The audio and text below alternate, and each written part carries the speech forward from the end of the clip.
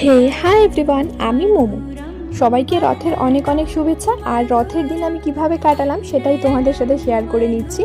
রথের দিন আমি চলে গেছিলাম আমার বড় পিসির বাড়িতে, কারণ ওখানে আমার পিসামশাই নিজের হাতে তৈরি জগন্নাথ, বলরাম এবং সুভদ্রাকে প্রতিষ্ঠা করে পুজো করা হয়।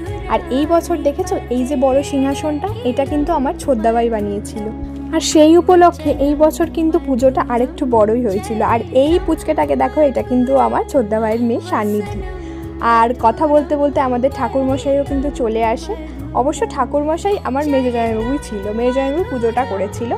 তো তারপরে এই পুজো টুজো শেষের পরে এই যে প্রসাদটা দেখছো, এটাকে মহাভোগ বলে। এটার মধ্যে অনেক কিছু রয়েছে, খই থেকে শুরু করে চিড়ে, মিষ্টি, কলা, অনেক কিছু দিয়ে মহাভোগটা তৈরি হয়। তারপরে শুরু হয়ে যায় কীর্তন। আর কীর্তনটা কিন্তু খুব ভালো ছিল। কীর্তনের পরে যারা এসেছিল কীর্তন করতে, তারা মহাভারতের বিভিন্ন কথাবার্তা বলছিল, মানে মহাভারতের গল্প। তো কীর্তন শেষে এই যে ভোগের খিচুড়ি হচ্ছে, আমাদের ঠাকুরকে অর্পণ করা হয় ভাগে ভাগে, প্রত্যেকটা পদে পদে। আর দেখো কত সুন্দর লাগছে না আমাদের জগন্নাথ বলরামকে। তারপরে আমি একটু ওপরে চলে আসি, ওপরে এসে দেখি পুচকে দুটো খেলা করছে, আর ওইটা হচ্ছে আমার ছদ্দি ভাইয়ের মেয়ে। আর পুজো শেষ হতে একটু বেলাই হয়ে গেছিলো, আর আমার প্রচণ্ড খিদে পেয়ে গেছিলো। তাই আমি নিচে এসে দেখছিলাম যে পুজোটা কতদূর। নিচে এসে দেখলাম পুজো তো কমপ্লিট হয়ে গেছে।